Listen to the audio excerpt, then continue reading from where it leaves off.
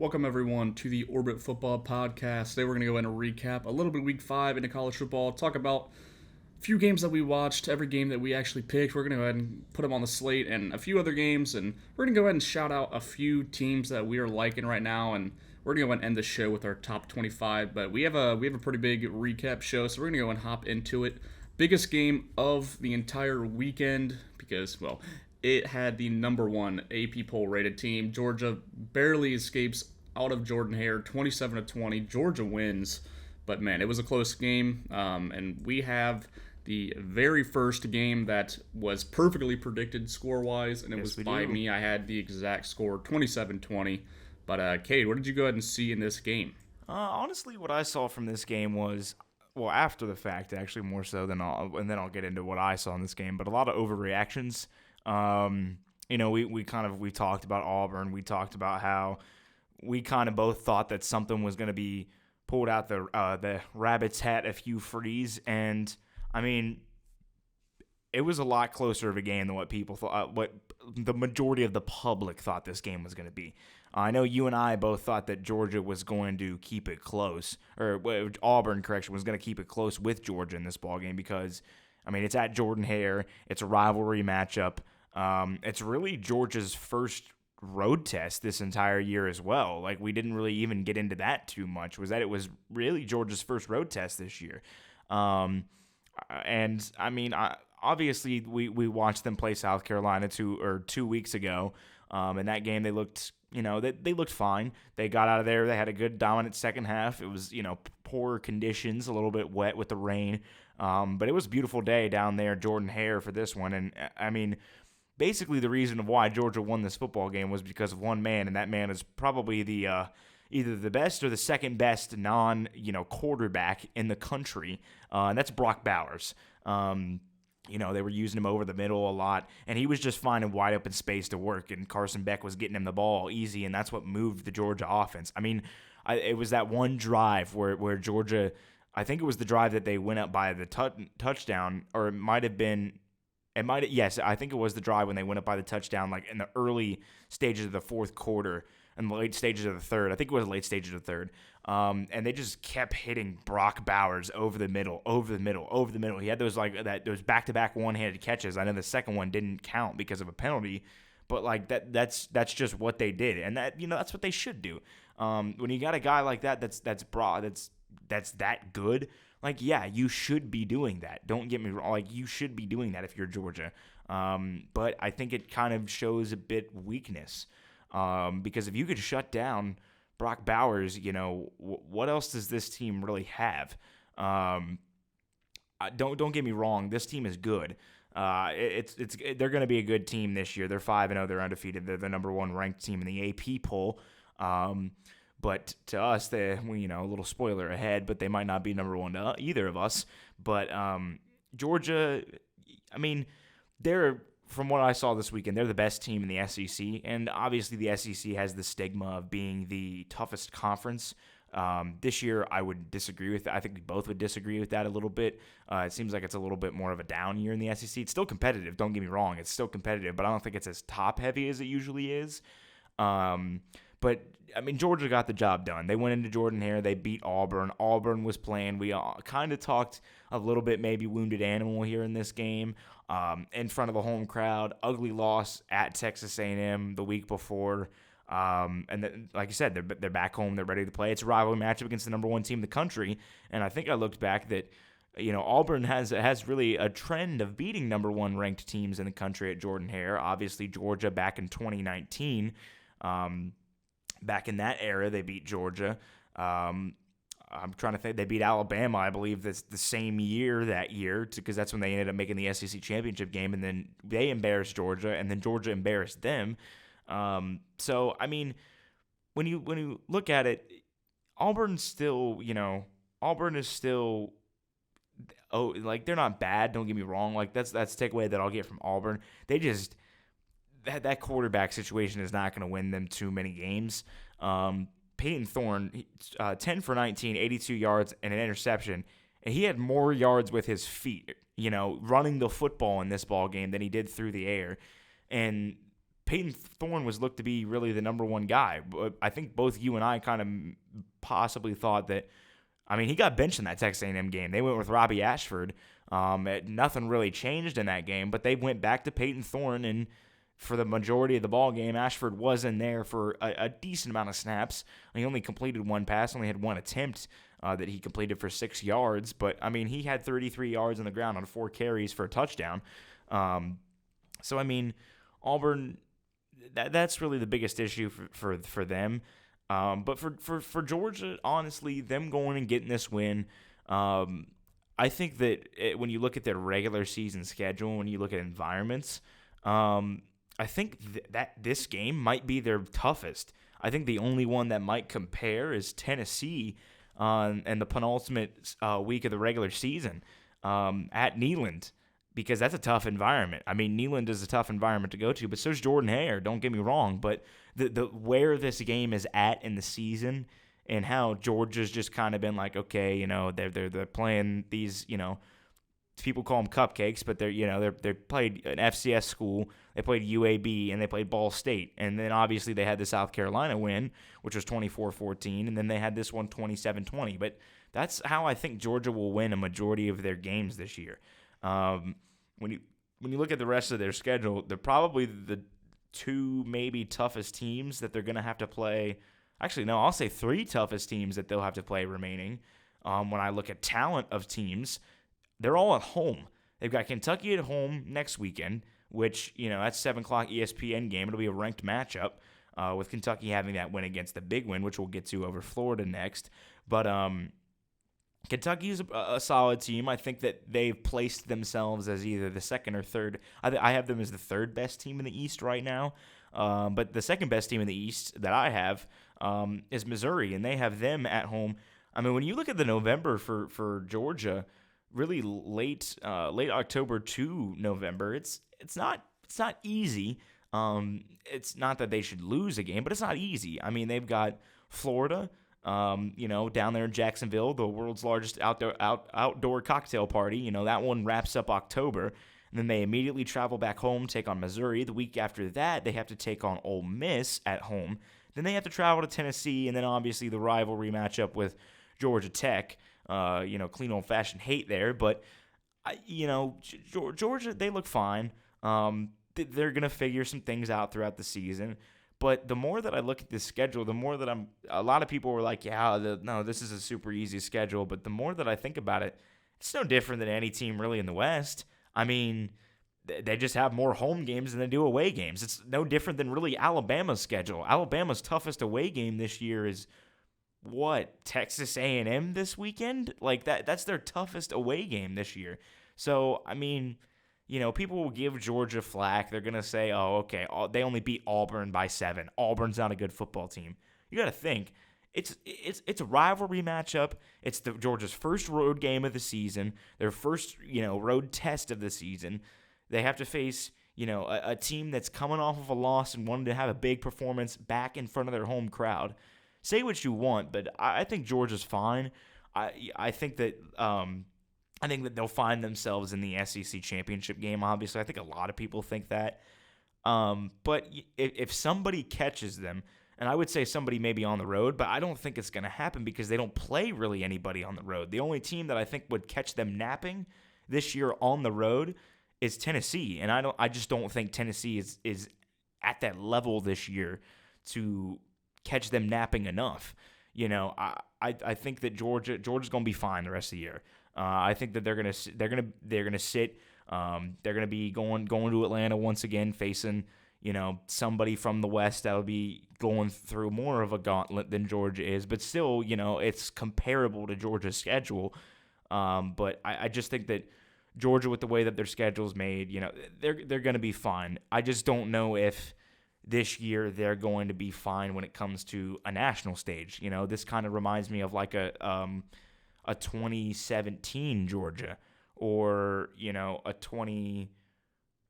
one of those era Georgia teams, you know, 2018, you know, when they played like Oklahoma in the Rose Bowl that year. Like, that's what this team kind of reminds me of. That it's got to, actually, it might be even a worse team, at least the way it looks on paper right now.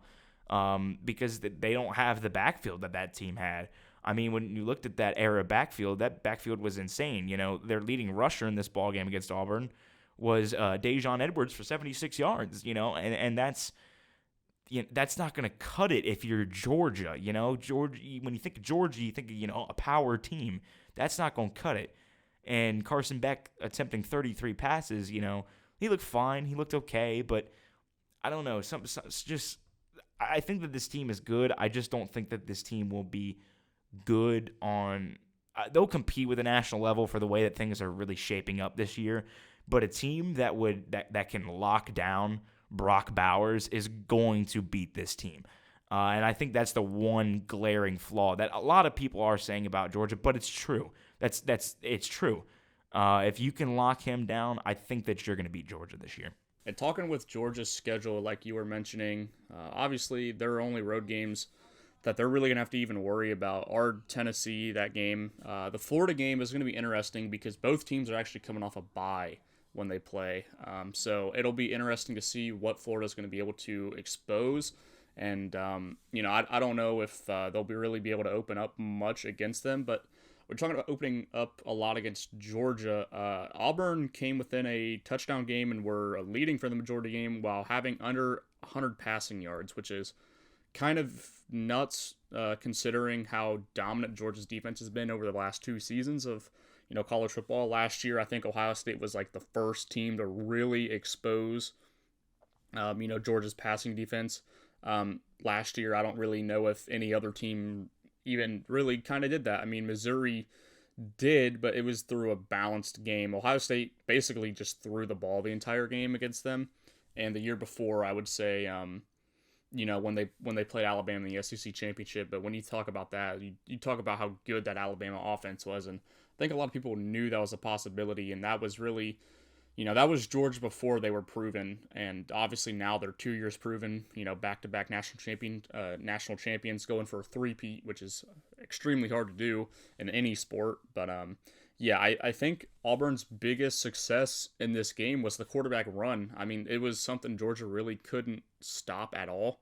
I think when we look at it from a box score standpoint, Peyton Thorne was their leading rusher.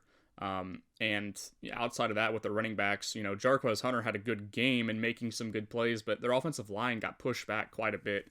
And they plugged a lot of gaps pretty early on, which had to make Hunter, jump cut, which he's really good at. But obviously when you're doing that all game, it's pretty tiring. And I think Auburn's run game kind of got away from them in the fourth quarter.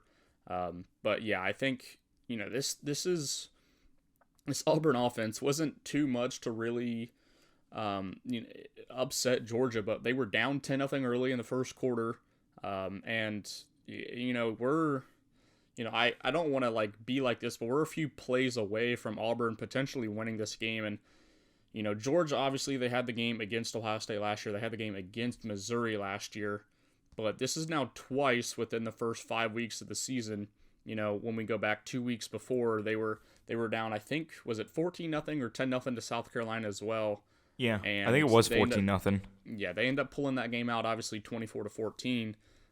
But this is a Georgia team where, their defense is still going to be elite nationally, but this defense is not nearly what it was last year, and I think that's pretty obvious. But obviously, when we talk about that defense not being as elite as it was, just because that the Georgia defenses in the last 2 seasons have been unreal, potentially the best defenses of all time in the entire sport, in an era where offense wins 90% of college football games.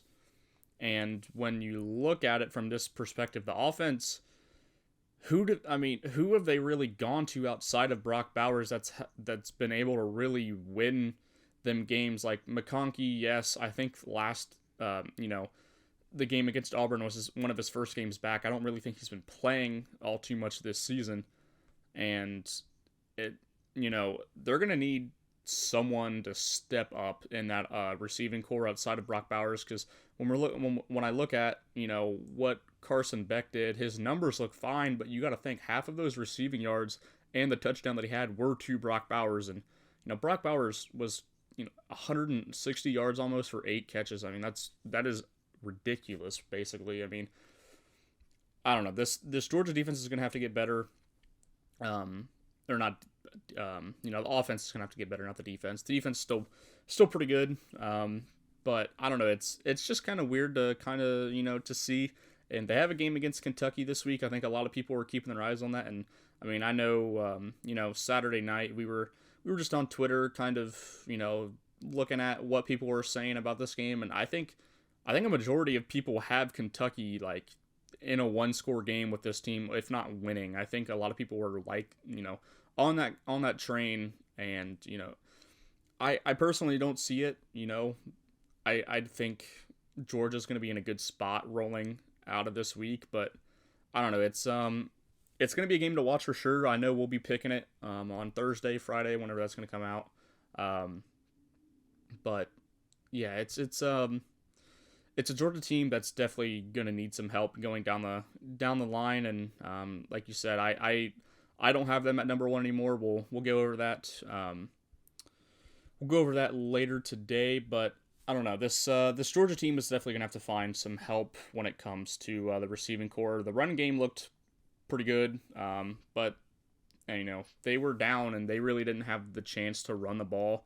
I don't think like they really wanted to. I don't know. The Mike Bobo offense, we've seen it with Auburn. I think a lot of people are giving them criticism over his offense and what he likes to do and what he has done in the past. And going from Todd Monken, obviously he got the job in Baltimore in the NFL, so it's a big hole to fill. And right now, I think it's not getting filled like it should be. So, but we were talking about Florida earlier. Let's talk about Florida now. 33-14, Kentucky at Kroger Field. They stomp Florida and the Gators. It wasn't really even a close game at all.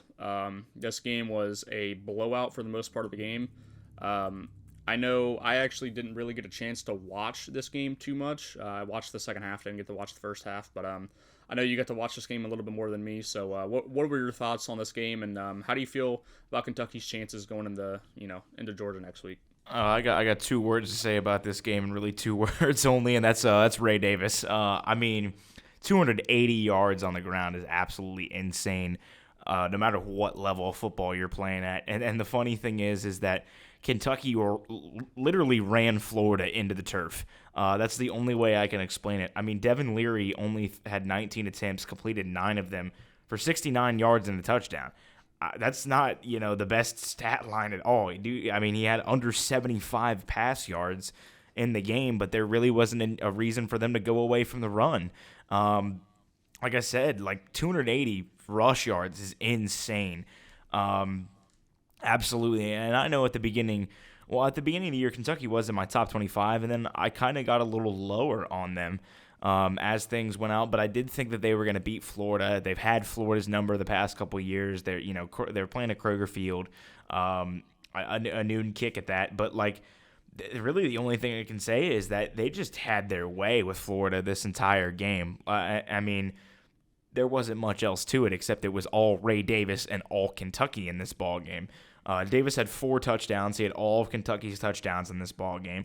3 on the ground, and then 1 was a sling pass from Leary that opened up the ball game. But he ran as much as he wanted to all day long, and I think that's where I know I said when we were recapping the Georgia game. I think that Kentucky right now. I think that they really that middle pat. You have Georgia at the top, and then I think Missouri is 2.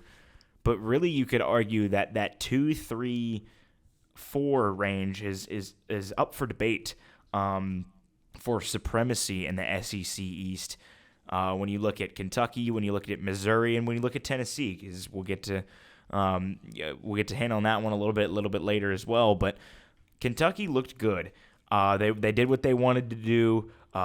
Mark Stoops obviously has done I said that in our preview, he's done a great thing with that program, and really the majority of what he's built that program on, when you look at them, almost besides the Will Levis era, it's just running the football. They are just going to run, and they are going to do it as much as they possibly can on you, and that's what they did against Florida.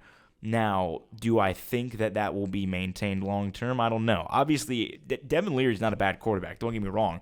I mean, he led NC State to a 9-3 season just 2 years ago, and NC State is not near as good as they are now. So I mean, Devin Leary's not a bad quarterback. He's not great, but he's serviceable. He's just fine for that offense. He is, and he was kind of one of those transfers that might have gone a little bit under the radar for some people, but for me, I was interested to see how this one would do. And like I said, they didn't look too great in their first couple weeks. I believe they faced. It was one of the MAC schools that they faced. I know they faced two. It was the Ball State game. They didn't look the greatest for a majority of that ball game. Got out late. And then the Eastern Kentucky game, they didn't look the greatest and then got out late. Vanderbilt, they looked good in the first half. They kind of let the score get a little bit closer as the game went on. But Florida, they put it all together. And I think it's a perfect time for them to put it all together because, once again, they've got a tough schedule too this year. Really coming up here in October for Kentucky. They obviously got to travel to Georgia this weekend. Then they got to play Mizzou. Then they got to bye. And then they got to play Tennessee. And playing Tennessee and Missouri at home might help them really solidify to be the second best team in the SEC East. And anything can happen when they play Georgia next weekend. Obviously, do I think that they're going to beat Georgia? No, I wouldn't say I don't think that they're going to beat Georgia really to spoil what my pick might be for that ball game. But the reason being is that I just don't think that they have the talent out wide to compete with Georgia because that's the way. To be honest, that's the way you're going to beat Georgia. Is you're going to have to throw the football against them or you're going to have to spread them out. You're going to have a two-way facet game. And we talked about Auburn. Auburn really didn't do anything crazy offensively, but Kentucky's going to try to probably run the ball into the turf on Georgia. And yeah, we said that the Georgia defense is not as good as it's been the past 2 years where it's been a generational defense, but it's still good on the inside. I mean, like you said, Auburn had trouble really running in between the tackles. Really anything that they could do was outside the tackles or it was a broken scramble play with Peyton Thorne. That's it. So I think that's where Kentucky might have some trouble. Obviously, though, when you have a running back that can run for 280 yards, that's impressive. It's just I don't know if that offense has more than one dimension at times. That might be really their downfall. But they looked good. I'm also spoiling ahead. I think they were the first team I had out of my top 25. I'm pretty sure Kentucky was the first team I had out in my top 25. But undefeated, I'm impressed by them. I think that they're definitely in the conversation for the second best team in the SEC East, and them hosting both Tennessee and Missouri is going to be good for them. Not to mention they have Bama at home later in the year, so that'll be an interesting game. But with the way that the offense is designed and the way that we'll get to talk about Bama, but the way that Bama's built, I don't know if they're going to have much success in that game because of the way that team is. But Kentucky, I was impressed by this win. I thought it was going to be a decent win for them. I just didn't think it was going to be that big or that convincing in that game. But when you got a run game like that, you're going to be a dangerous football team.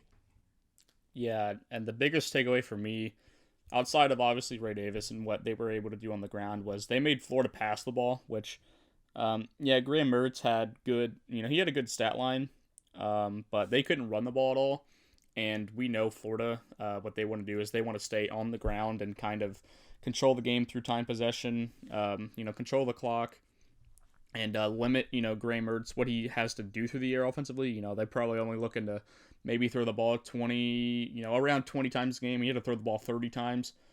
240 yards, 2 touchdowns and a pick. It's not too bad, but coming into this game, I'm pretty sure Graham was only averaging like 3 yards, of ball travel in the air before, the ball was caught. So obviously, if you're going to make Florida do something they really don't want to do offensively, it's going to limit them.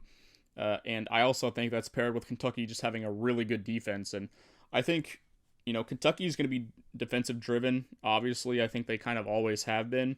And I don't think this defensive unit's kind of talked about too much. I think they're going to have what's probably going to end up as a top 25-ish defense at the end of the season, which is going to be good enough, especially in the SEC East outside of, Georgia. But I think with that defense, it'll give them a shot to really be able to beat almost anyone that they're going to play, maybe outside of Georgia and Alabama, but they haven't been picked to beat those teams anyways in the past few seasons. So I think, yeah, I liked what I've seen from Kentucky from what I did watch. Like I said, I didn't get to watch the first half, but the second half, they were pretty dominant. They controlled the ball pretty well, and they scored when they needed to, and they did it while also being 2 for 9 on third down. They weren't even great on third down. They didn't even pass the ball, but they didn't even have to. A big thing about Devin Leary has had a really slow start to the year, but that can change at any point. Florida had 10 penalties, and Kentucky only had 3, so pretty disciplined game from them as well. So I don't know. I think for future success, and especially coming up this week, they're going to need to be able to throw the ball a bit better. But they didn't even have to against Florida, and they take home what's almost a 20-point win. So we're going to go ahead and go to our next game. We're going to go ahead and cover the 7:30, I believe, ABC game. A very good game. We ended up watching the second half of this one together. Notre Dame defeats Duke 21-14.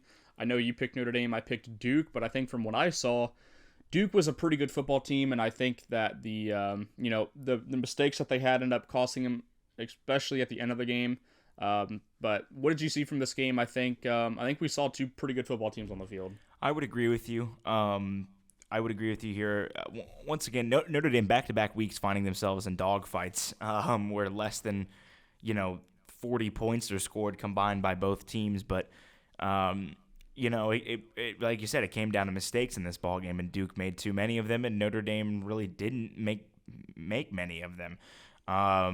In the first half, the score looked like Notre Dame was just going to go get out to a big lead and then just shut the game down. But the biggest thing that I'm still seeing a concern of this Notre Dame team is their red zone offense is poor. Like, it is not good.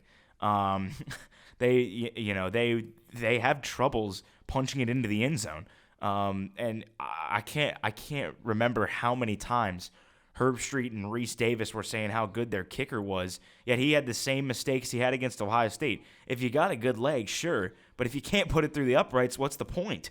He missed that key kick there, and it wasn't really a key kick, but it could have put Notre Dame up really. It would have been an increased two score game, but when I look at Notre Dame, this team, it's still a good football team. It's just they have their issues. Don't get me wrong.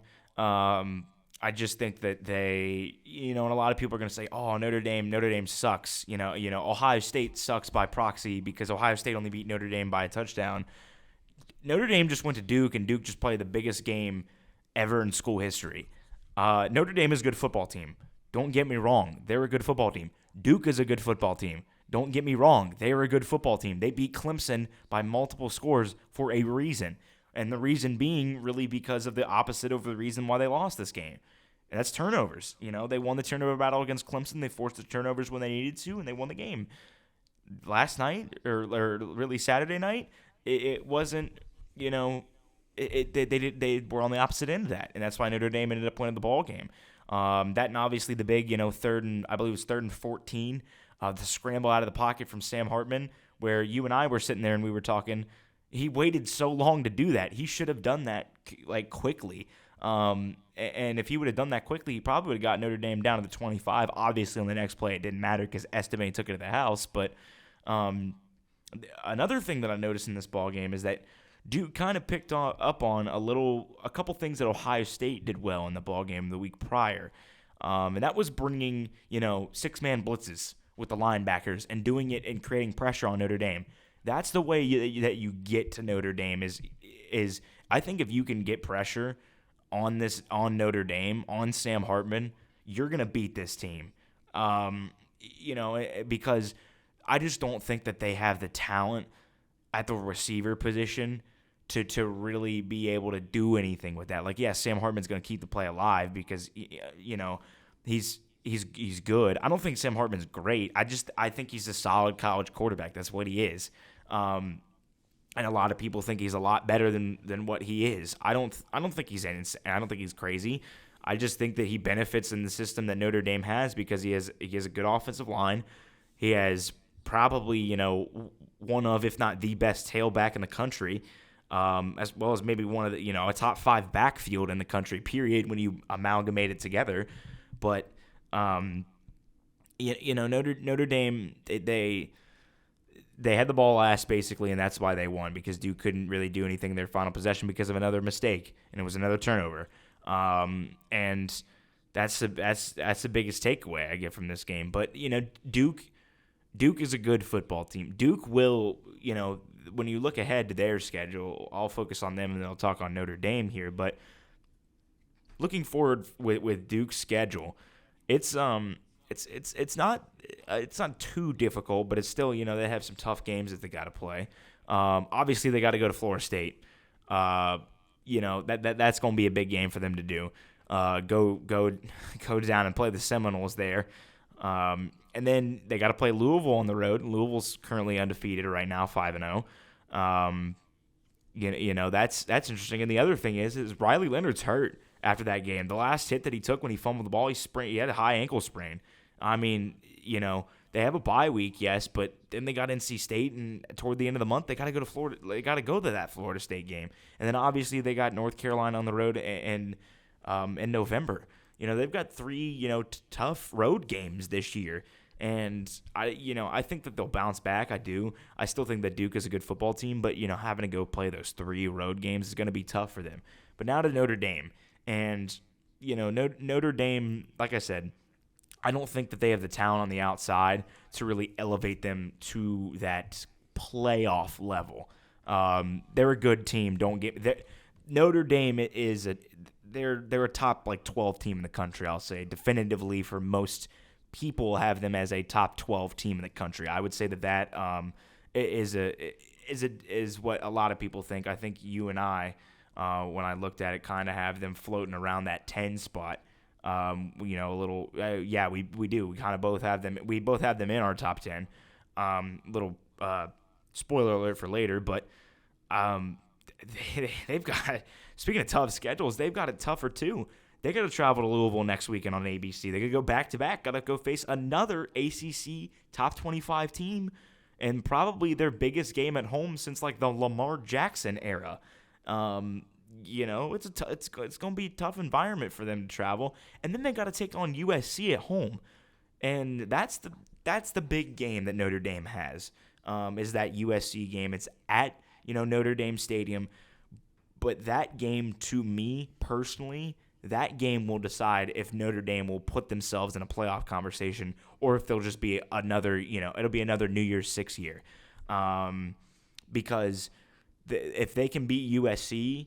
I like their chances to run the table after that. Obviously, they got to go to Clemson, but I think that they're just a better version of Clemson. I don't want to say version of Clemson. I don't think they're really a version of Clemson, because I don't think Clemson has the power run game that Notre Dame does. But I think they're a better team than Clemson.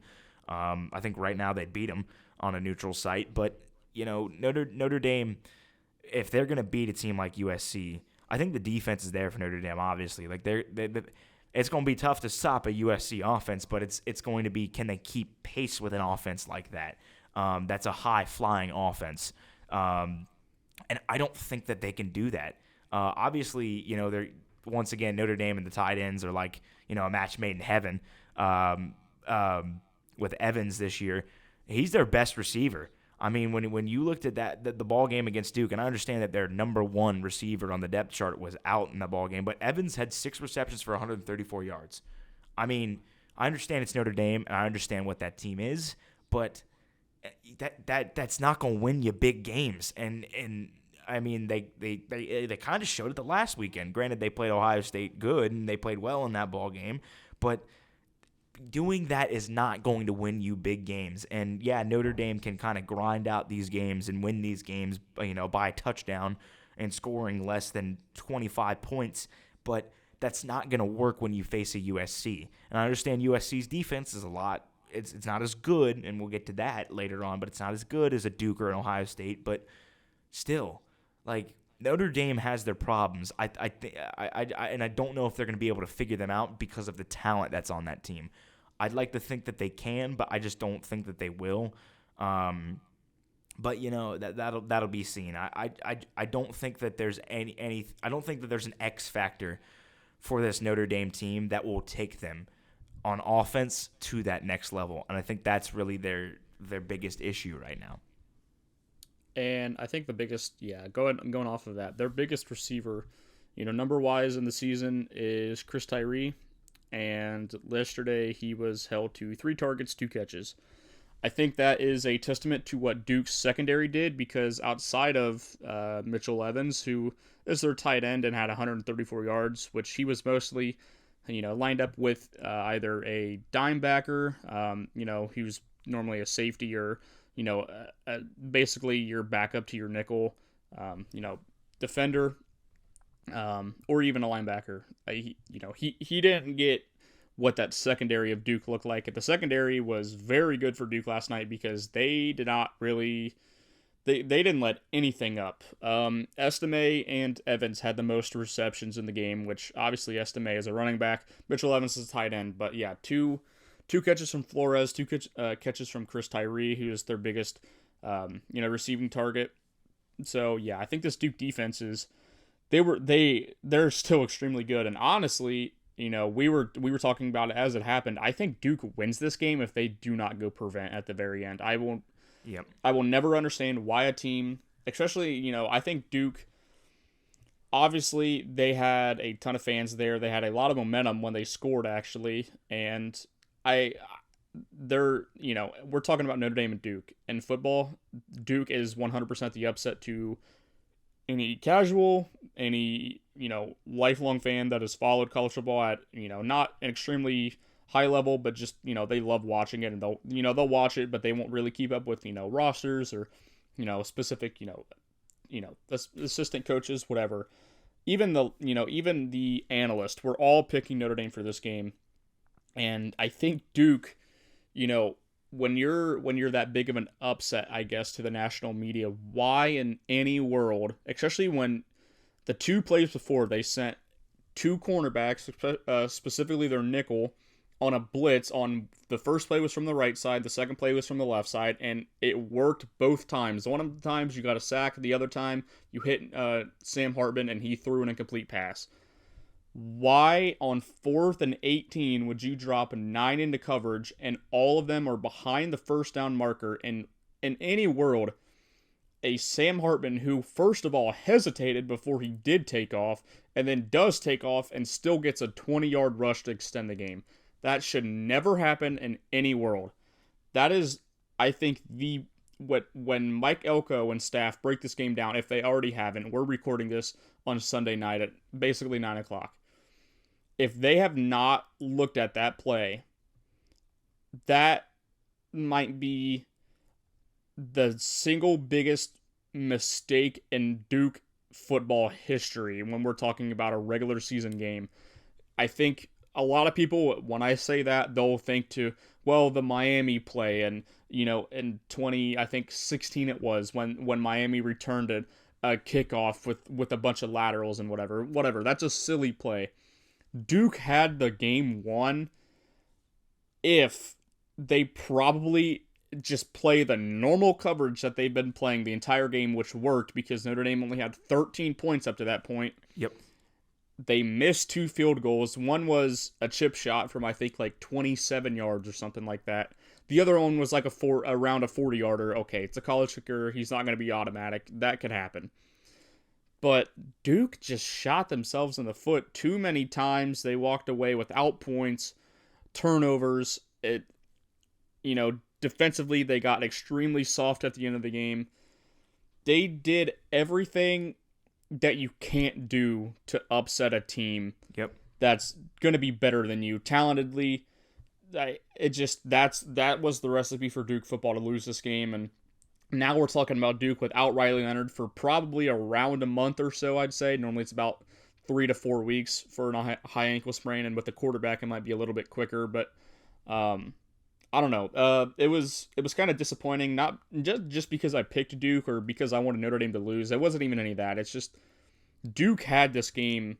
I'm not going to say won because obviously we don't know what happens, but I mean, there's a good chance if, they send a similar blitz package or anything that they've done in the past that got pressure like pretty well, which there were a few times this night where Duke got in the backfield and pressured Sam Hartman, it was probably going to work because even when they dropped 9 into coverage, I mean, yes, I think the goal with dropping 9 into coverage is, yeah, you don't want Sam Hartman to be able to throw the ball, but I would say he probably had the ball for about 10 seconds before he even took off, Yeah. which is an issue. So I don't know, but Notre Dame gets the game won. That's all they need to do, and now they, if they beat Louisville, however you say it, on the road, they are ranked top 25, which is obviously going to help their playoff push if they can win. Like you said, that USC game is going to be big, but at Clemson is going to be the decider if they do beat USC, because if they beat Clemson, especially on the road 2 weeks before conference championship weeks, I think Notre Dame has to be a team if they get in, especially because I think a lot of people are talking about, well, a 2-loss conference champ might be able to get in. That might be the Notre Dame spot. Who knows what's going to happen in the college football world? We never know. But talking about going at Clemson, we're going to go talk about Clemson, and they had to go on the road to face Syracuse, and they get this one done. Obviously, you picked Clemson, I picked Syracuse. You got me on this one again. Clemson 31, Syracuse 14. The Clemson Tigers looked very good in this game. They looked like the better team, at least from what I saw. What did you see from this game? Oh, well, you talked about how you watched really the Kentucky game and the Florida game in the second half. I watched for the first half of the day. I watched this game. I watched that entire most of the first half of this game. I kind of flipped back at this game and the next game that we'll talk about. But when I was watching this game and I was getting a grasp, this is exactly how personally I thought that this game was going to go. I know I had the score 23-20, but I mean it was a competitive game, but Clemson was better. I know you were a little bit higher on Syracuse than I was, but I wasn't buying into it personally because I saw the same thing happen to Syracuse last year when they started 6-0, and then they ended up finishing the season 7-5, and I think in the regular season. So I didn't think that. I understand that Clemson has struggled in the Carrier Dome recently, but after watching them against Florida State, I don't think that they figured out. But I just think that there was a reason why they were in that ball game, and they probably would have been in that ball game if it wasn't at Memorial Stadium either. I just think that Clemson had a good game plan to defeat Florida State. I think they did, and I think that they lost to Duke, but I think they're figuring it out. I think that Clemson is figuring it out, and I think for them it's a good win. It's really a good win for them to go get it on Syracuse because I don't want to say that they've the ship has been turned around and they're back on path, because obviously they still have a tough schedule ahead.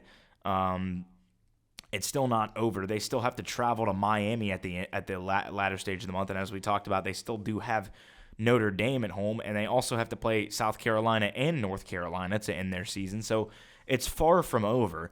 But what I saw from Clemson was I just saw a better football team on the field than Syracuse, and I think that's what was shown. Clemson just missed my top 25 poll last week, and I to spoil, I have them in there now toward the bottom. I think that they're still a good team. They're still a good team. They still have the talent there, and they're starting to figure out the defense. But there's still some tricky games on that schedule. And a team that's kind of, I think a team that beats Clemson is a team that forces turnovers, forces Cade Klubnik to make some mistakes, and it's a team that can just attack them offensively, doesn't sit back on their heels. Look at the two teams that have beat them so far, Duke and Florida State. There's good reason why those teams beat them because they forced some mistakes from Clemson. Obviously, in the Duke game, it was more so mistakes than it was anything else. And in the Florida State game, it was a high-flying offense, and again, it was a mistake. It was that fumble recovery as the scoop and score. That's really the reason why that game went to overtime, that and the missed field goal. So, Clemson's still a good ball club. I just don't think that they're the Clemson of the late 2010s. Obviously, a lot of people don't think that, but I think that they're kind of similar to last year's team where they'll find themselves into maybe, 8 wins, 9 wins maybe. I think that schedule, though, for what that they're going to have to do and how this team is built, I don't know if they're going to be too great.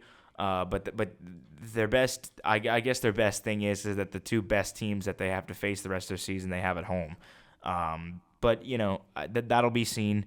I did say that I think Notre Dame, as of now, is a better football team, and I would have them beating Clemson. But Clemson's they're still around. And I think that they showed that they're still around this Saturday.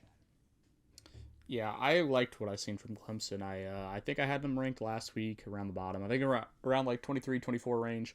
I have them rising again. Obviously, this was a big win for them. I did pick Syracuse to win this game. I think I trusted their run game a little bit too much. They could not run the ball at all. I think they had about 100 rushing yards like on the dot.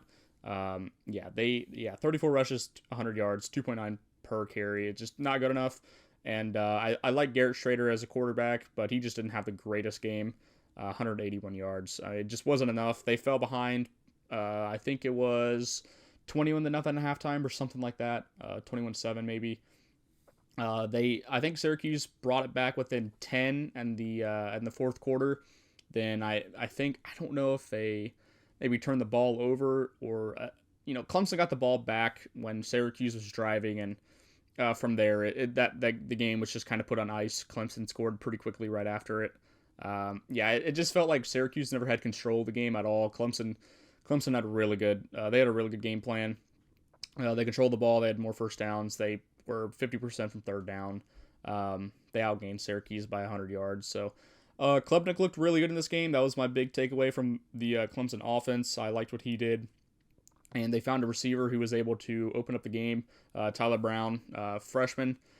He had a monstrous game, 8 catches, 151 yards. That's what Clemson's needed. They need a receiver that needs to break out, because I think for me, I'm looking at Troy Stellato coming out of the slot. I think he's a big time recruit a cycle ago, and now if a guy like Tyler Brown can step up and you can have two receivers that you can open up on, that just opens up the receiving game for everyone else. And obviously we know about Will Shipley. He's a threat on both sides of the ball. So. Both assets of the offense, I should say, running the ball and catching it out of the backfield. So, I don't know. I think this Clemson team looked good. I think they proved me wrong, definitely.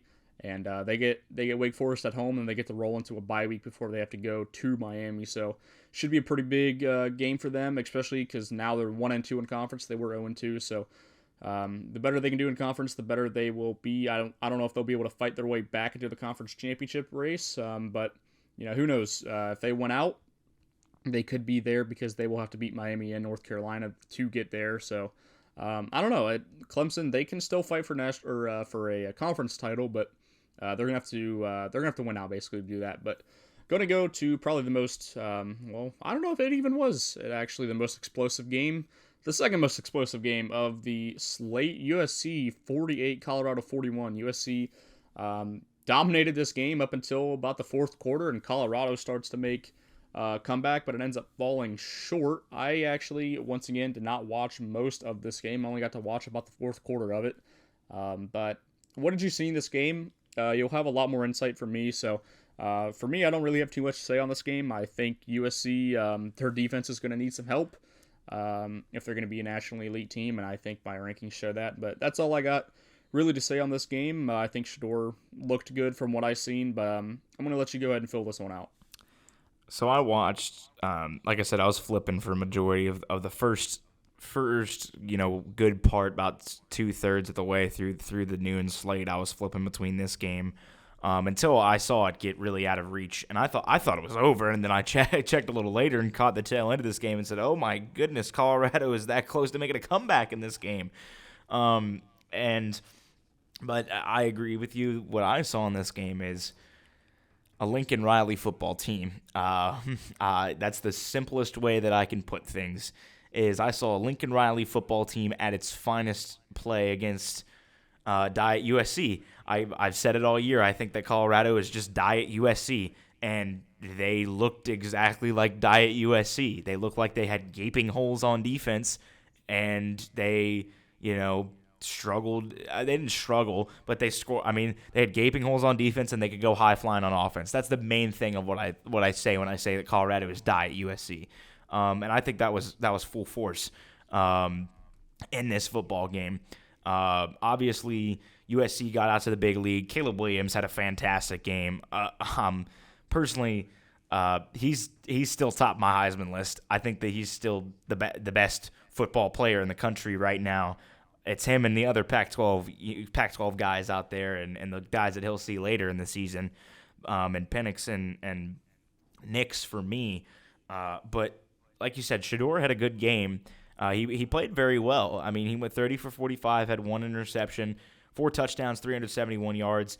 Had a pretty solid performance. And Colorado, the big thing about this game was Colorado was without their number 1 and number 2 defensive backs. Travis Hunter was still out, and obviously Shiloh Sanders was out as well. And US, this is how I'll say this. This is kind of how I thought the Oregon game was going to go. Actually, was how this game played out. Initially, I thought this is how the Oregon game was going to play because I thought Oregon was going to beat Colorado, but we were going to see offense. And then I switched my sentiments for this weekend. I thought that Colorado was going to score. I think you had it 48-18. I had it 49-24, or 26. 26 is what I had. But Colorado, and it looked kind of to be around that mark for both of us. And then Colorado just turned it on in the fourth quarter. And USC couldn't score in the fourth quarter.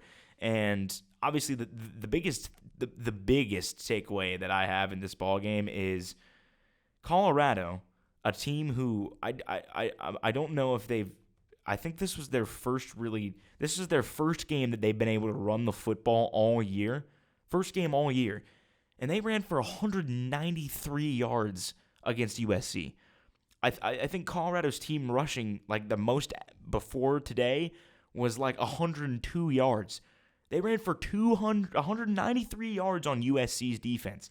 And I saw that clear as day. I mean, this team had so many gashes and holes in the defense of USC that I sit there and I say, they're the same team. It's the same thing that I've seen from Lincoln Riley since he was at Oklahoma, where he has one of the best, most prolific offenses in the country, but he will never win anything more than a conference title, if that, because his defense is terrible. And it's the same thing over and over again. USC they're in trouble. I mean, don't get me wrong, Colorado's got a good offense, but Colorado, even when they were down in the first half big, they were still running for about, 6-7 yards a pop. And that's a problem. That is a problem if you're USC and you're facing a team that's got one of the worst offensive lines in the country and one of the worst rushing attacks in the country, and they're running for 193 yards against you. That's a problem. And say what you will about the offense, but if you have a team that can just somewhat limit Caleb Williams and score 30 plus on this team, they're beating USC. They're beating USC. It's going to happen because, I mean, let's think about this for a second. If you put on a neutral site and you put, and before this week I was different, but now I think I've made up my mind. I'll keep my mind the same this way. But if you put the other two front runners, and I mean front runners, in the Pac-12, the teams up in the Pacific Northwest and Oregon and Washington, put them on a neutral field against USC, I think that they do something very similar to Colorado does, except that they turn the score around just a tad bit because their defense is it's a little better than Colorado's. And I think Oregon showed that their defense is a little better than Colorado's when they faced them last weekend. But there's a problem there with USC. And it's been a problem, like I said, with Lincoln Riley ever since he was named head coach at Oklahoma, since Bob Stoops retired. He is not going to be able to win a national championship until he brings somebody in to be his defensive coordinator that is a top man in the country, and they can recruit better at those positions. I mean, when you look at them, their USC, all they recruit is wide receivers and skill position players. That's it. That's all they recruit, and that's all Lincoln Riley has ever recruited since he was at Oklahoma. That's it, and that's a problem. And yeah, sure, he's one of the greatest offensive. He's a great offensive mind. He is. I'll give him credit there. but you're not going to win more than a conference championship with a team like this. And even this year, I don't think you're going to be able to win a conference championship because you're going to have to beat Oregon and Washington. And those teams have a defense and have a pulse on defense, unlike USC. That's the biggest takeaway I get from this game. Colorado made a good effort to try to bounce back. I think that, obviously they had the hype train and it's kind of died down now, but because we, casuals have figured out what this team is, when me and you have kind of said what this team is all along. But Colorado did what I kind of thought that they were going to do in this game. It's just that USC looked a lot worse than what I thought they were in this ball game. And I understand it's a away game, this, that, and the other, but what you did this when you travel to Folsom Field. What are you going to do when you travel to Seattle? I mean, they got to go play Washington on the road this year. What are you going to do in that game? And I think that's a big concern for this USC team, is that it's the same thing of what Utah did last year. Utah beat them twice because of one reason. They limited Caleb Williams, and they just gashed that defense. And Caleb Williams still had good games against them, but that's all you got to do to beat USC. You got to limit Caleb Williams, and you got to score more than 30 points against this team, and you will beat USC. Simple as that. Hopping up to another pretty big team. We had Texas smoked Kansas in what was the second half, 20-14. I believe it was 13-9 at halftime. 40-14 was the final score. It was a beatdown in Austin, especially, I think they really turned it on in the second half. This is closer to what we both had. I think a lot of people were expecting a good game just because it was nationally ranked. I think it was 3-24. But no, this game was not really even close at all. A big thing about this game, Jalen Daniels is not in. It was Jason Bean. I believe Daniels had maybe, I don't know if it was a back strain, but I know it was pain in his back leading up to the game, and he did not end up playing. So that's obviously a big thing. I think a lot of people were expecting to see Jalen play, and obviously with him, this game would probably been a lot closer, but I don't think it would have mattered. I think Texas would have just been able to be extremely fine on offense, and they dropped 40 on this team. Obviously Kansas had the most returning production in the country out of basically any team and that we have, but it didn't matter. Texas took care of business. A big thing that I like about this Texas team is that they had a game to look forward to, especially Red River, where they're going to be favored by about 5. The biggest game of their season every single year. And they didn't even look bad at all. They probably dropped their second best game of the year, if not their best, considering who they were playing. I like what I've seen from Texas. I think that they are one of the best teams of the country, and that's what I've seen on the field. And I want to know what you had to take away from this team. Did you see anything different that I had? Not really. I think the only thing that's differing for me is that I'm finally buying into the Texas hype. And I know that's a terrible thing sometimes, but this team's good. Simple as that. I had my gripes after they beat Alabama, but now that we're getting deeper, this team's good. Texas is a good football team. One that could easily, like you said, I think we were kind of highlighting a little later about how we feel about this team, but I think we both have them in our top 3 now. Just a little spoiler there, but Texas is good, man. I mean, they're a good football team. They went against Kansas. The big play that kind of made this game what it was in the second half was big old 4th and 1 with about 4:30 left to go in the third quarter. And Lance Leipold calls a terrible play call on 4th and 1 from, I believe it was like his own 30. And it was like a read triple option with Jason Bean, and he made a terrible decision.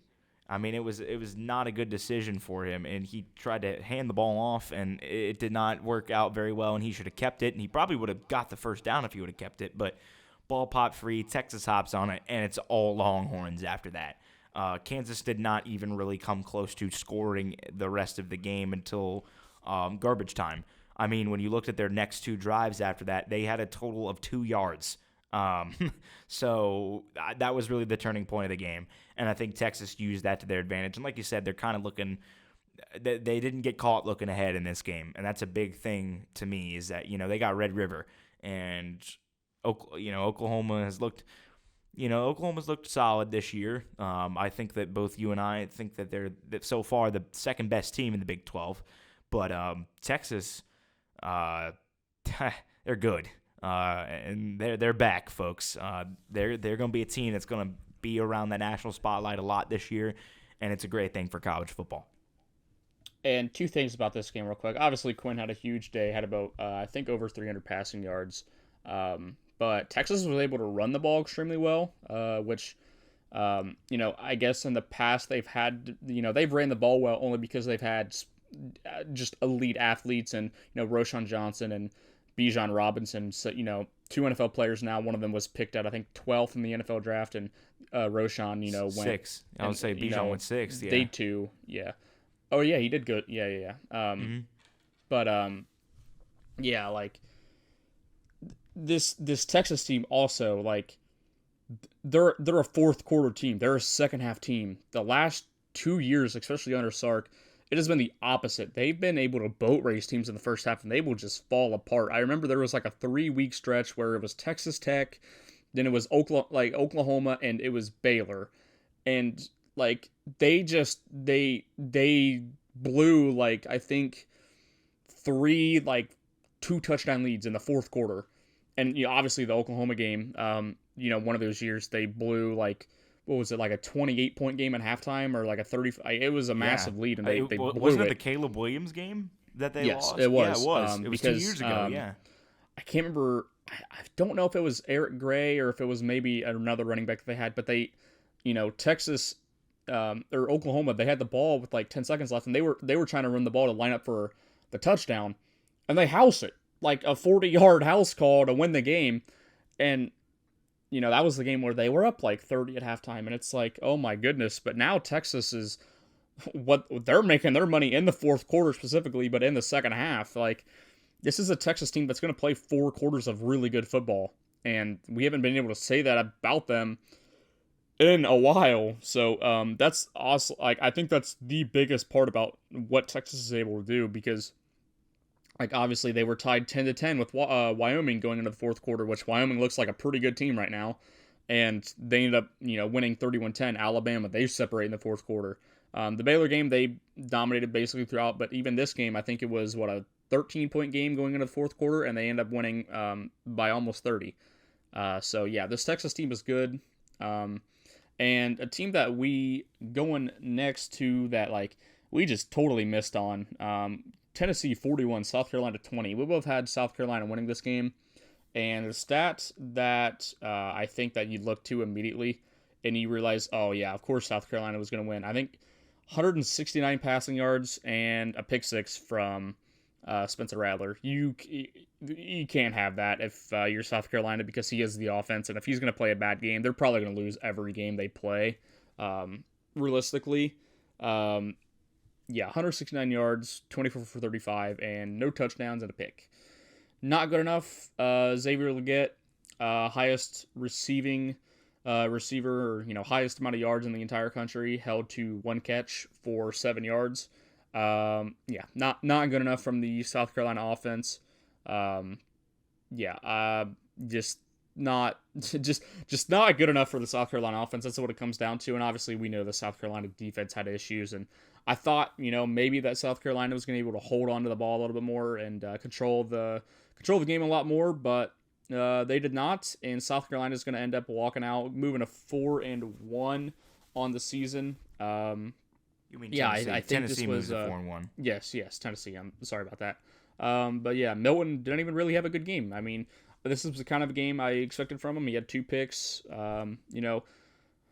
Not even 250 passing yards. They ran the ball well, but I mean, it was just a game where if you're going to give Tennessee's defense some points to help out Milton and make him not have to beat you, they're probably going to beat you, because they're not a bad team at all. I just I'm not the biggest Joe Milton truther out there, because we've seen Specifically, me as an Ohio State fan, my family is split as Michigan fans too. So obviously, it was 2 or 3 years ago, but watching him play at Michigan when he had to play after Shea Patterson left, there's a reason why he got benched for Cade McNamara against Rutgers out of all teams when they were losing in the third quarter. So I've seen the bad of Joe Milton. I've also seen the good of Joe Milton, but I've seen more bad than I've seen good in my career of watching this man, and I don't think we really even got that great of a game from him.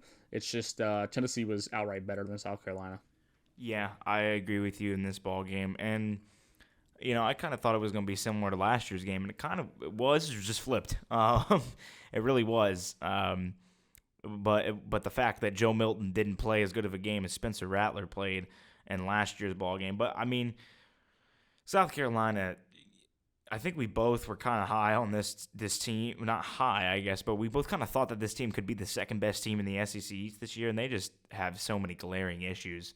And it's I get that they faced probably their toughest team so far, but I mean, what are you gonna do from here? You had these high expectations of being, you were gonna be like Tennessee last year. You were gonna take that step forward and be, possibly a nationally ranked team, and now you're sitting at 2-3 and 1-2 in conference play. I think that's a very big problem for Shane Beamer and this squad. Obviously, you're right. If Spencer Rattler doesn't have his best game, they're going to struggle because he is that team. He is that team. You said that he's that offense. No, he's that team, period, because their defense just isn't there. And it was on full display. Like you said, didn't have the best game and had the pick six, no touchdowns, and that was the outcome that happened. Tennessee played well enough to do what they needed to do, and that's it. That's all you need sometimes, and they did that with their backfield. And like I said, Joe Milton didn't have the greatest game, but personally, I think Kentucky's the third best team. I think Tennessee's 4 right now for me. I think they were maybe the second team I left out of my top 25, just below Kentucky. I still think they're good. I still think that they're going to be a bowl team. It's just I don't think they're the Tennessee of last year. And I think the last year's team was just kind of an amalgamation of a lot, something special. And I don't know if this year's team is still going to be good. Obviously, they've got that Georgia game, and we're going to talk about that game being the penultimate game of their regular season at the end of the year. But I mean, they couldn't even really be competitive with Georgia last year. How the heck are they going to upset Georgia this year? Granted, it's at home, but they are not nearly as good of a team. And I understand that Georgia's not as good of a team, but I still think that Georgia talent is more than the Vols. But obviously Tennessee's got got some tough games coming up. They got to go to Alabama on the road. They got to host Texas A&M after their bye week this week. They got to host Texas A&M. They got to travel to Kentucky. They got to travel to Mizzou. And then they got to play Georgia at home. So, it's tough for them too, but it's a good win for them.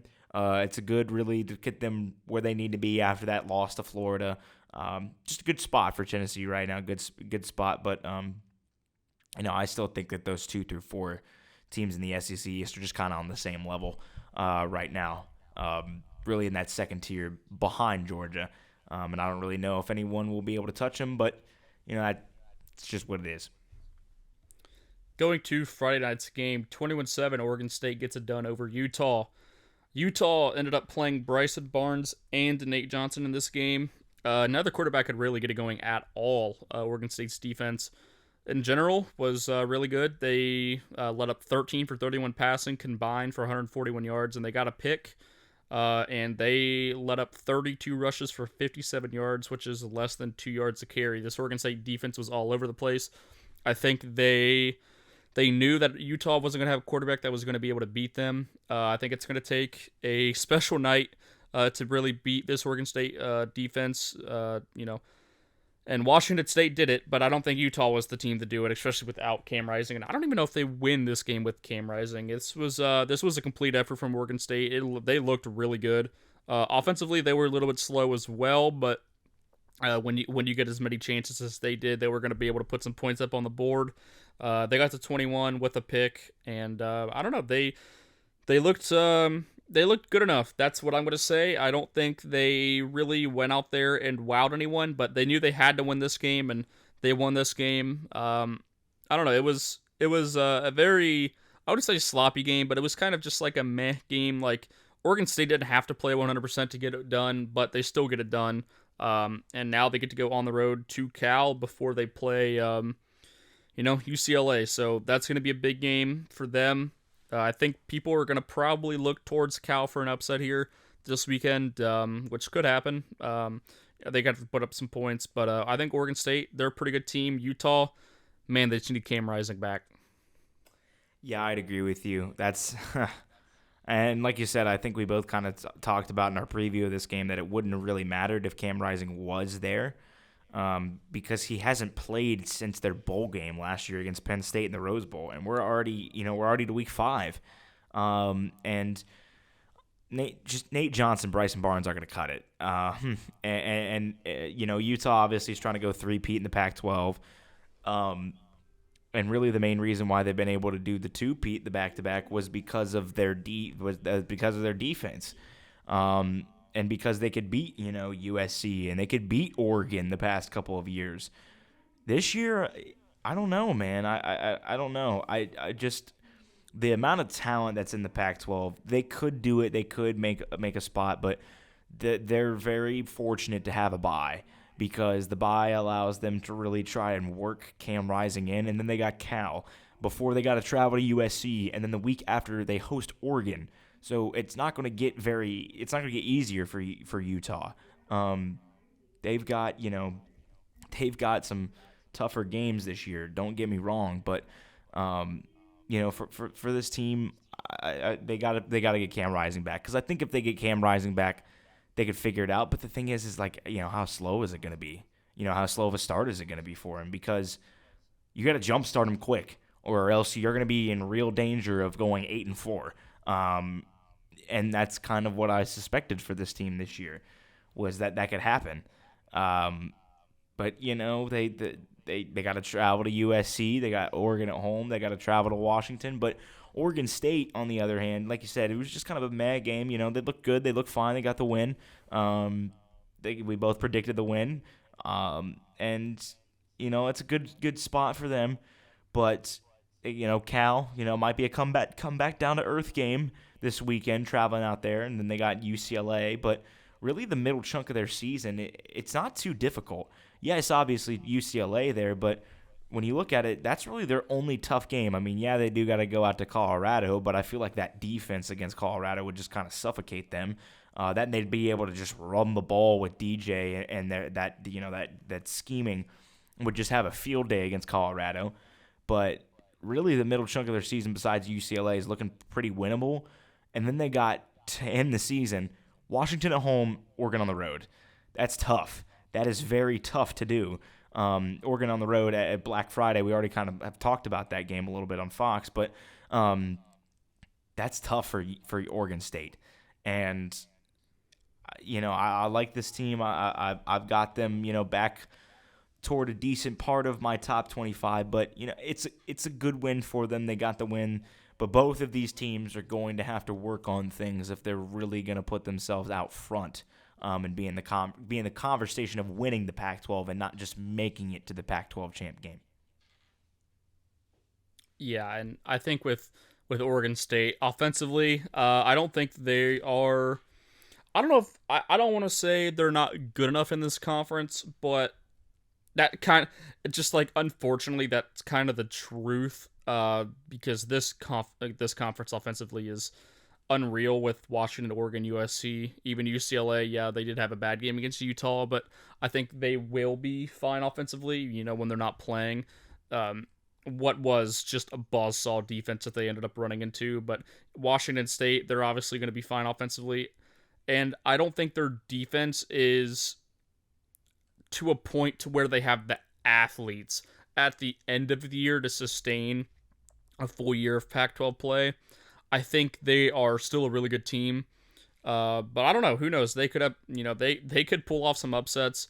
They get UCLA, they get Washington, Oregon to end their season. So they, even if they don't win the conference, they can play some spoiler. And obviously they've had Oregon's number the last few seasons. But moving on to what was the most hectic, chaotic, and airplane crash of a game Yeah. in Mississippi. Ole Miss 55, LSU 49. They get it done, and man, having a friend who was a fan of LSU, it was all he could really do was laugh at this game. And I don't know how what the general consensus of LSU fans are of this game, but this is probably a game to forget for them. And I don't know, it kind of seemed like a game that Ole Miss needed, and when your offense puts a 55, it kind of seems that way. Yeah. Yeah. That's kind of putting it lightly there, but you know, LSU had this game won. They did. LSU had this game won. They had the ball. They were up, up by 2, I think is what it was. They were 49-47, and then they went like 3 and out and gave Ole Miss the ball real quick.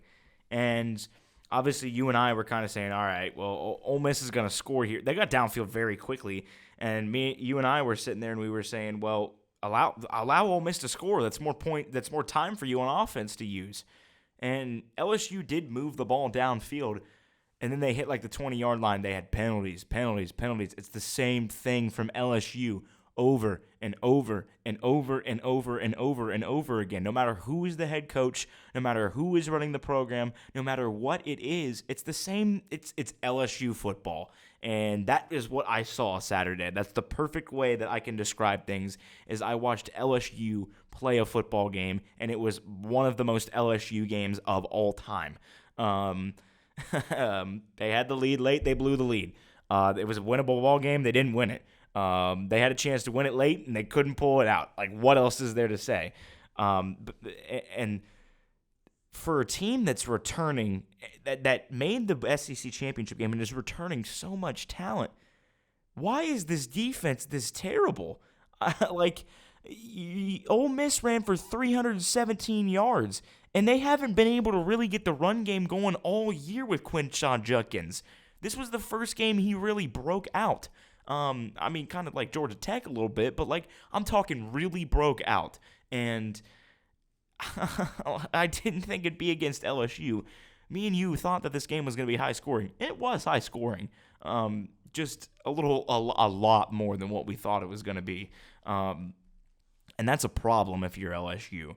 A lot of people right now, from what I've seen on social media, still they say, oh, LSU shouldn't be ranked. LSU shouldn't be ranked. I mean, yeah, the defense is terrible, but the offense is still pretty good. It is pretty good, and I know that's that's gonna only get you so far. The offense is still good. Like, Jaden Daniels had a good game. He did. He played pretty well in this ball game for LSU. Really their main 2 receivers in this ball game were the reason why they were in a position to really win the game. Daniels went 27 for 36 for 414 yards and 4 touchdowns. And if you watch some of the throws that this kid made, he had a great game, Jaden Daniels did. He wasn't the reason they lost the game. It was the defense was the reason they lost the game, and the poor, time and game management down the stretch of the game. But, Malik Neighbors, 102 yards on 8 catches, and Brian Thomas Jr. on, 124 yards on 8 receptions. Granted, yeah, they had Mason Taylor go down to an injury, but he still had 61 yards. The offense is fine. LSU, it's good. Don't get me wrong, but you can't be having a defense like this. At least show a pulse. At least have a pulse. Ole Miss, and I understand that Alabama is a lot different team than LSU is, but Ole Miss just scored 10 points and looked like one of the most putrid offenses I've ever seen last weekend. Putrid enough to where I sat there and said they're not the top 25 team anymore. And then they played LSU the next week. I understand it's at home, but still, they scored 55. And LSU has the same talent on their defense as Bama does. They do. They recruit the same people. They have the same talent. They do. And just, oh, man. I said I've been high on LSU all year, and honestly, I did say that they would be 10-2, or I did say that they would be 11-1, and I did predict this loss to Ole Miss in our preview. I just didn't think I didn't think it was going to happen coming into this weekend after what I've seen from LSU this year. But Ole Miss looked good. I mean, Jackson Dart had a good game, and obviously Judkins with 177 yards on the ground. That, you're going to be a problem. But, LSU, man, just for a team that's head coached by Brian Kelly, who's been known to have good defenses, you would expect their defense to be a lot better than what it is this year. Yeah, and really this team defensively, it feels like has gotten worse over the year, which is not the way that you want to go. And obviously for Matt House, there's going to have to be some things done on that defensive staff. It's not good. I know that for a fact, but obviously this is basically, I guess at the level that he's at. He was at Kentucky before as a defensive coordinator, I believe in 2017 and 18. I could be wrong on that, but this is his first year, back to back as the defensive coordinator at a program like LSU. I believe he came from the NFL. I think the Chiefs is where he was at, but so one to be able to get him from the NFL, it's obviously he was with the Chiefs. He's very good and should be able to be trusted coordinator, but I don't think a lot of people think this is his second year.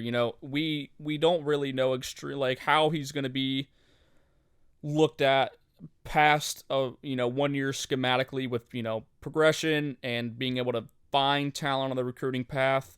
And I think that right now this secondary was the biggest worry about the team coming into the future or coming into the year, with Brian Kelly dropping a few quotes about it. Where basically he's gonna have to say we're gonna have to wait and see how the secondary is, and it is atrocious. Which obviously if you have a bad secondary, it's gonna make your defensive line look even worse, because one, if they don't get pressure at all, which is already gonna be a problem, everyone's gonna be open, obviously, which is what you're gonna say. Well, we can get no pressure, which makes you think that everything is going to go bad, but everything is going to go bad regardless with pressure. And there was pressure in this game. Jackson Dart had to roll out quite a bit, and he still made throws that looked very, very good and almost like NFL throws. I mean, his arm is very good, and his improvisation is he can improvise very well.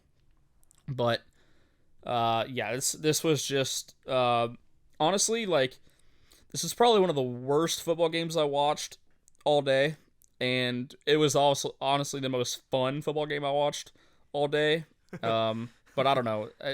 This is an Ole Miss team that we know who's the head coach and who's basically going to call the offense. Lane Kiffin. Everyone knows. Lane Kiffin offensively he's a genius when it comes to being an offensive coordinator. I think a lot of people have gripes with him between the difference of being a head coach and being an offensive coordinator, but I mean, this was the same team that put up 10 points and just struggled horribly against Alabama. And yes, Alabama, that was on the road, and Alabama's elite defensively. But this felt like I didn't feel anything different from that Alabama game to this game. I just see a difference of 45 points, which comes to this LSU defense is, I don't think the defense is bad, but man, the secondary is, it might be one of the worst secondaries, if not the worst secondary in all Power 5, and it's probably bottom 90 to 100 in the entire nation, which is obviously at LSU, that's unacceptable. And this is an Ole Miss team that they've been injured at receiver, which has held the talent back, but I mean, they really haven't had a guy that's been able to pop off at all this year. And it's just allowing this to happen as LSU. You haven't lost in conference yet, but you're unless if you run the table now, which you're gonna have to play Auburn, you're still gonna have to go on the road at Bryant Denny and play. Then you play Florida, and then you always end your season against A&M. I mean, and then you'd have to win the SEC championship. You're not gonna be playing for a national championship, and it's as we're recording, it's October 1st. That shouldn't be able to be said about this Tiger team, and there's a lot of issues. But looking at the West now, Ole Miss is, they sit at one loss, and they get a a huge bounce back game that they needed against LSU, and they get Arkansas, and then they get the bye week, and then they have to roll into Jordan Hare, and we know what Jordan Hare can do. We've seen it this week, so the West is looking interesting now. I believe every team has one loss besides A&M and Alabama, so, and they play this week, so every team in the West is going to have a loss except for either Alabama or A&M, which should be fun to watch. So, but speaking of A&M, we're going to go into our last game of the week. A&M 34, Arkansas 32 at a neutral site. This is another game for Arkansas where they lose to A&M in this big game, and this time it wasn't nearly as close as the last 2 years. No, it just kind of felt like A&M dominated this game almost. They were out in front early, and they just kind of sat out in front early. That's all they needed to do in this ball game. Obviously, like you said, a neutral site matchup, but Max Johnson stepping in for Conner Weigman looked pretty solid. 17 for 28, 210 yards, and 2 touchdowns. Did have an interception, but good day for him. Very good day for him. Obviously, he was documented of having his struggles last year, and he was at LSU before. But speaking of his time at LSU, kind of a little mini preview for next weekend when they face Bama at home. Obviously, the last time they were at Kyle Field, a lot of people knew what happened in that game. But it's a little different situation this time. And Max Johnson did play very well against Alabama before. It was an LSU game in 2021 when he looked, I believe it was 2021. It was either 2021 or 2020. It was one of those years that LSU almost beat Bama. And, he looked pretty good this Saturday. It was 2021 because 2020 was the COVID year where they got, right. I believe they were down like 45-0. That's right. That's right. You are right. But, yeah, oh, that would have been right. Okay, no, that makes sense because that was the Alabama. Yeah, you're right. It was Bryce Young era. But, A&M, it's a good win for them. Arkansas, they don't have enough. They don't have that extra step that can really get them up there in the SEC West. And I don't think that they're the worst team in the SEC West, but they could finish as the worst team in the SEC West, just based off how things are going. I think Mississippi State is the bottom team. I think they are right now. But Arkansas does get them at home, but I don't know, man. It's they just don't they don't have that X factor. They don't have that that extra push. They kind of had in that 2021 season when they got off to that undefeated start. And like I said in our preview, they haven't been the same since they lost that game to Georgia at home and got blown out in that ball game. Texas A&M, when it looked like it was going to be rocky road there for Jimbo, and now they're sitting 4-1 with loss to Miami on the road, a top, I believe, 15 maybe team in the 20 team in the country, and now you got Bama. So what are you gonna do? You've been talking about being contenders. Are you contenders or pretenders? And we will find that out at Kyle Field this Saturday. And a big thing about A&M's offense, they've been able to run the ball after the Miami loss. Obviously, against Miami, they didn't run the ball too much because they weren't in a position to run the ball, really, because they were just getting bombed just incredibly crazily against that Miami team. But they've been able to run the ball well. 204 yards, 39 carries, 5 yards pop. Max Johnson threw the ball 28 times. Probably a little more than they want, but I think Max Johnson has to be one of the better backups in the entire country. So that's a good thing about Conner Weigman being out. But another thing, Evan Stewart and Ainias Smith, they don't even have over 100 yards, either of them. Ainias Smith had 71, Evan Stewart had 50, and it still was good enough for them to be able to score 34 points. And, this A&M team, they don't even, they had 2 turnovers, I believe, or maybe even 3. And they still, they had 3 turnovers. They had 2 fumbles by Max Johnson and a pick, and they still take it out by over double digits. So, the run defense was great. Only let up 42 yards, and Arkansas just wasn't really able to get anything going through the air. So, complete team effort from A&M, even with some penalties and turnovers. Arkansas don't even have a single penalty in this game, and they still won by 12. So I think that just means A&M is a good team, and they're gonna have to play a complete game against Alabama to win. But I think it's definitely possible, and we'll be breaking that game down either on sometime later in the week. But a few points that we want to hit on real quick. We're not going to really go deep dive in the game. Penn State still struggled a little bit offensively against Northwestern. I believe they won that game like 41-13. They ended up blowing them out in the fourth quarter, but I think it was tied at 13, maybe going to halftime, or it was really close. Yeah, 10-10 a half and 41-13 final. So Penn State struggled offensively a little bit still. I think they'll get things going, but the biggest thing is their run scheming is it's going to hold them back a little bit. But for them, they really they got a bye week. Then they have UMass, which is one of their out of conference games, and they roll into Columbus, Ohio, for what should be one of the bigger games of the week, if not the entire year. So that'll be interesting to see if they can figure some things out during the bye week and bring it to Columbus. Michigan, I think I don't know about you, but I know they're definitely rising for me. I just need to see them turn it on, and they throttled Nebraska pretty hard at Nebraska. I believe it was 45-3 at the end of the game. Roman Wilson, really good football player. 45-7, excuse me. Roman Wilson, really good football player. I think he has the most touchdowns as a receiver in the nation. I as an Ohio State fan, I watch Michigan a lot just because my family's mostly Michigan fans, so I get to watch them quite a bit. And you can tell that they're a good team when they were playing. The UNLVs, the Bowling Greens, Eastern Carolinas, teams like that. But just wanted to see them turn it on finally, and they really did. They killed this Nebraska team who was starting, I believe, Gunnar Harburg. It was his, I think, third game starting or maybe second game. They ended up getting rid of Jeff Sims at quarterback, but this team looked really good. They were able to run the ball extremely well. They ran the ball 51 times. They had 250 yards, 5 yards a pop. So, this team is they look pretty good. Going to a team that did not look very good in their game. I don't think if people really know about this one, but Washington only pulled it out against Arizona by 7. They really never pulled away, and I know a lot of people think that they are the most dominant football team in America, but I think in this year they're Washington, they might be the most dominant so far, but I don't think any team is susceptible to upset.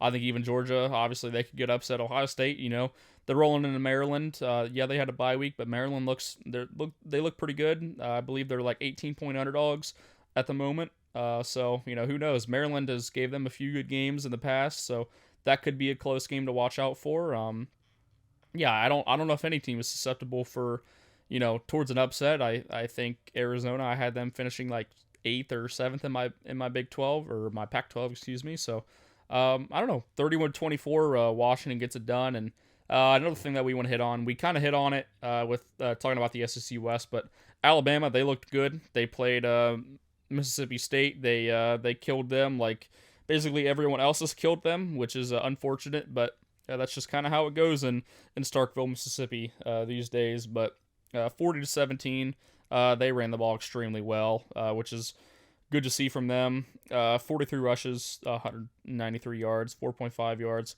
per pop. Miller only had to throw the ball 12 times, so I think that's kind of what they want to do. Their defense smothered Mississippi State, so just another good day for Alabama, and they're finally getting back to form. But a few teams that we want to shout out, kind of already talked about them. Maryland, they're 5-0. They look pretty good. And then two of probably the best group of 5 teams. Fresno State 5-0. They beat Nevada this week. They didn't cover. I think it was a backdoor cover with about 10 seconds left. But Fresno State, really good team. And a story that I want to talk about, James Madison also moving to 5-0. And shame the NCAA. They turned down a petition to end their bowl eligibility. Basically that FCS to FBS transition clause. James Madison 5-0, and they're not going to be able to play for a conference championship. They won't even be able to play in the conference championship game, and they will obviously not be able to play for a bowl game. So, super upsetting for James Madison, but obviously I think they can have a really good season this year, and I think that coaching staff is fantastic there. So, We're going to go ahead and talk about our upset picks. We both went 0 for 1, but our upset picks were actually pretty good this week. I don't know what the final score for your game was, but I believe we were both within A score. one possession. I was gonna say I think we were both within a score. I know I had Arizona State over Cal on the road. They were 12-point dogs whenever we recorded, and I think the final of that ball game was 3:30 kick. I'm trying to find it here, but hold on, give me a second. Cal, I'm trying to. Oh, it's 24-21. Yeah, I knew it was close. I couldn't remember if it was 24-17 or 24-21. But yeah, 24-21. Cal beats Arizona State. But almost got that second one of the year. The other one I was debating about was the one we finished our night watching together, and that was TCU and West Virginia. I almost picked West Virginia. I think that we said that they were about 2 touchdown dogs in that ball game, and it was a big win for them over TCU. But now to yours. Yours is pretty close too. Yours looked a lot more probable than mine though this week, I will say. Yeah, Old Dominion was actually up for a majority of the game, and at one point they were up 21-3, but Marshall ended up taking that game at home 41-35. I think Marshall was a pretty good team. They're also 4-0. So I don't know. My team was looking good, and then the second half hit. So, but yeah, I think Marshall's going to end up being a good squad at 4-0. So shout out to them as well. But we're going to go ahead and end with our top 25s. I know we normally do this during our picks, but we normally try to get this in during our recap. So I think we're going to go ahead and do that. So who do you have from 25 to 21? So first I'll preface 2 teams out for me this week. 2 Big 12 teams that lost. TCU is my 25. Obviously, they lost at home to West Virginia. They are out of my top 25. Kansas was 22. They are out of my top 25 with a big loss to Texas. But it started 25. Team that falls down just a hair on a bye week. UCLA is 25th for me. Texas A&M 24th. They stay the same. Clemson 23rd, new to my poll. They get up there for the first time really since I believe week 1. I think they're in my top 25. 22, Mizzou, and then 21, I have North Carolina. So even with a loss, I have Duke climbing into my polls at 25. A little worried about that just because of Riley Leonard and what they look like, but they do have a bye week, so I think they can figure some things out, especially for that first game. They can game plan for whoever they're going to end up bringing in at backup quarterback. 24, I have Ole Miss falling from, I believe, 21 is what I had them at. So I have them falling. I didn't like for what I've seen from that team. I think it's the same Ole Miss I've seen. I just think they got the benefit of playing what was looking like a horrible Missouri or LSU secondary. So I spoiled my 23 there. I have Missouri at 23. I have LSU falling from, I believe, 10 to 22. That secondary is I don't think it would be able to get exposed badly like that, but here we are. And 21, I have UCLA. All right, so 20, moving down just one spot, I believe, is Duke. Yeah, they lost at home, but still good showing for them. I think that they're still a solid ball club. At 19, I have Kansas State. They slide down 1 because of who's at 18 and re-entering my poll. Ole Miss goes to 18 for me. At 17, dropping down from, I believe, the 12 spot. Yes, from the 12 spot. Utah at 17, and then dropping down from the 9 spot to 16 is LSU. LSU at 16. 20, I have Clemson. I think they played a really good game against Syracuse, and I think that defense is going to be able to win them some games for sure. 19, I have A&M. I think they played a really good game this week, and I think they still look good, even with Mac Johnson in there. 18, I have Oregon State. 17, I have Washington State. And 16, I have the Hurricanes of Miami. So you had Miami at your 16? Well, I've got Miami at my 15. They start off my top 15. At 14, I have Washington State. 13, I have Oregon State ahead of them. Yes, I know Washington State beat them, but, it's still a competitive ball game. Oregon State looked, solid enough to get a win over Utah, who I think is a reputable program. At 12, I have Oklahoma, staying about the same. I keep going up and down on this team. They really have been, since or after week 1, they've been within the 16 to 10 range, but I think they found a home around that 12. At 11, funny enough for this, that I will say to wrap out my 15 through 11, USC drops from 8 to 11 for me. At 15, I have Kansas State. They didn't play this week, but a lot of these, even the next team, I have 14. I have North Carolina. They did not play this week either. 13, we have Oklahoma. I think that defense was struggling a little bit in the first half against Iowa State, but they picked it up in the second half. Utah gonna go from 10 to 12 or 11 to 12, I believe. I only dropped them down to 1. I think they're kind of just waiting on Cam Rising to end up coming back, so I'm not going to drop them too much. Their defense still played well, just their defense is on the field for a long time. 11, I have Alabama. All right, now for starting the top 10. You had Alabama at 11, well, I have them at 10.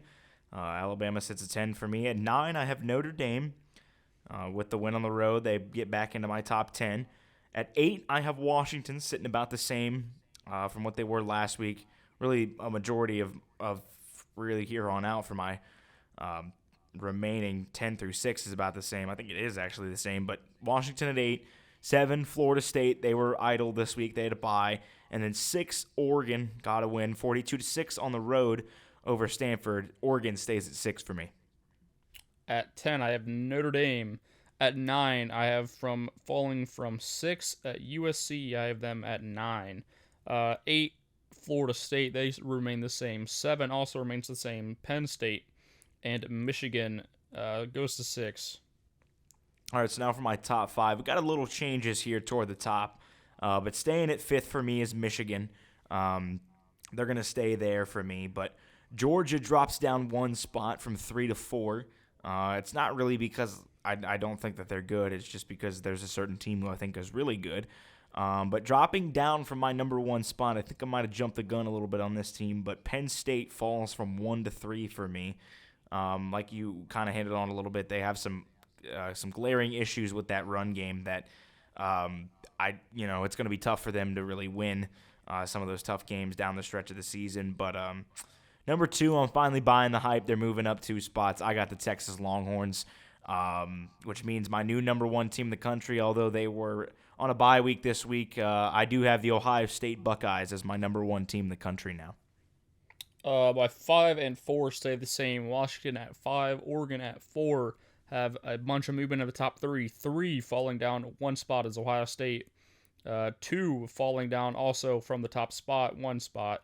Georgia, and my new number 1 is the Longhorns of Texas. Hook 'em all you want, but for this show, that is going to wrap it up. My name was Tyler Stevens, signing out for your co-host, Cade Williamson. This was the Orbit Football Podcast.